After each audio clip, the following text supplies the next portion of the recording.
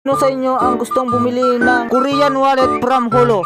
Ito po ay merong 18 compartments, 4 card slot laminated IDs, water resistant, leather anti-scratch, at sinisigurado ko organize ang laman ng wallet nyo. May paglagyanan din siya ng paper bills na hindi na kailangan tupiin, covered magnetic lock, at meron din siyang lagyanan ng barya na kasya ang 40 pieces coins.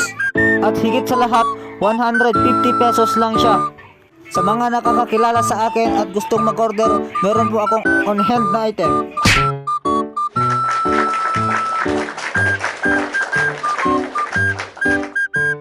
Sulit po ang pagkakatahi niya, kaya masisigurado kong pang matagalan talaga.